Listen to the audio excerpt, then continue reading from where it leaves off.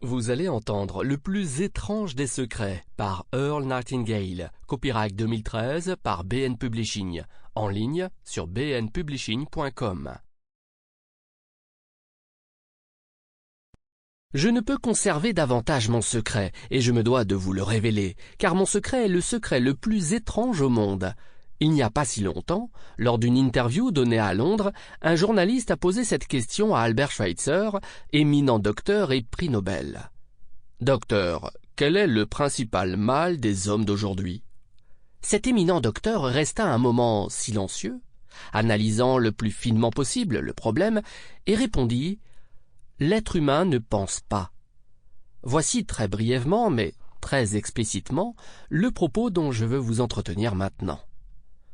Si nous examinons notre monde d'aujourd'hui, et sans nier les nombreux problèmes qui accablent les uns et les autres, nous pouvons sans mentir affirmer que ce monde est un véritable âge d'or. Cette prospérité, nous l'avons languie, nous l'avons rêvée, et nous lui avons dévoué nos forces pendant des milliers d'années. Maintenant, nous avons tout oublié, et considérons qu'elle va de soi.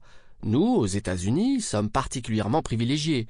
Nous vivons dans le pays le plus riche qui a jamais existé sur la Terre, un pays qui offre à chacun une foison d'opportunités pour atteindre les sommets de la richesse et de la gloire. Et que voyons-nous? Un gâchis. Prenons 100 hommes, tous âgés de 25 ans, et mettons-les sur la case de départ de la réussite sociale. Laissons le temps passer et retrouvons nos 100 hommes à l'âge de 65 ans. Quel est le bilan? À 25 ans, tous avaient confiance dans leurs forces et dans leurs capacités. Ils désiraient avidement ce succès que tous espèrent. Leurs propos exprimaient ce désir et leurs yeux brillaient de cette lumière si spécifique à ceux qui aspirent à la vie. Leur carrière avançait résolument en avant et la vie était alors un magnifique terrain d'aventure. Maintenant, ils ont atteint 65 ans et voici le bilan. 1 est riche, 4 n'ont aucun souci financier, 5 travaillent encore, 54 ont besoin d'une assistance. Au total, seuls 5 hommes sur les 100 ont réussi. Pourquoi tous ces échecs? Pourquoi l'enthousiasme et l'aspiration de leurs 25 ans n'ont-ils pas abouti? Pourquoi leurs rêves, leurs espoirs et leurs plans sont-ils restés lettres mortes? Pourquoi cette si grande disproportion entre réussite et échec, entre ceux qui réalisent leurs attentes et ceux qui ne les réalisent pas?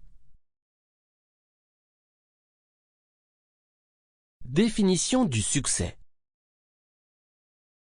Sur nos 100 hommes, 5 seulement ont réussi, soit 5%. Mais qu'est-ce que le succès pour que nous puissions dire qu'un tel a réussi et qu'un tel n'a pas réussi? Le succès est la réalisation progressive d'un idéal qui vaut la peine. Lorsqu'un homme travaille dans un but déterminé et sait vers où il avance, sa vie est un succès.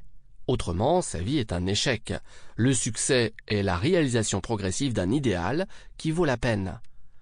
Rollo May, un psychiatre réputé, a écrit un livre merveilleux, Man's Search for Himself, ou L'homme à la recherche de lui-même. Dans ce livre, il écrit « Dans notre société, l'opposé du courage n'est pas la poltronnerie, mais la conformité. » Conformité, voilà le drame de notre époque. L'homme n'aspire plus à être lui-même, mais à être l'autre. Il le suit sans savoir pourquoi et sans savoir où il va, réconforté dans la douce idée qu'il fait comme tout le monde. Les statistiques montrent que l'Amérique compte plus de 14 millions de personnes âgées de 65 ans et plus. Or, sur ces 14 millions, environ 13 millions sont des personnes financièrement assistées, car ne disposant pas des revenus suffisants pour assurer leurs besoins minimaux. L'enfant apprend à lire vers l'âge de 7 ans, il apprend à prendre en charge sa vie et souvent à assumer également les charges d'une famille à 25 ans. Il arrive à 65 ans et ne sait pas être financièrement indépendant, alors qu'il réside dans le pays le plus riche que la Terre n'ait jamais connu. Pourquoi? Parce qu'il aspire avant tout à la conformité. Au lieu de s'engager dans le chemin des 5% qui réussissent, son aspiration à faire comme les autres le conduit dans le chemin des 95% qui échouent. D'où vient cette aspiration à la conformité au point de renoncer à toute affirmation de soi? Généralement, ces personnes sont incapables de répondre à cette question. Elles ne savent pas vraiment. En fait, elles sont pieds et mains liés dans les hasards de la vie. Elles sont convaincues qu'elles ne peuvent pas agir sur les événements, que ceux-ci sont gouvernés par des forces extérieures totalement hors de leur contrôle. Elles ont renoncé Sample complete. Ready to continue?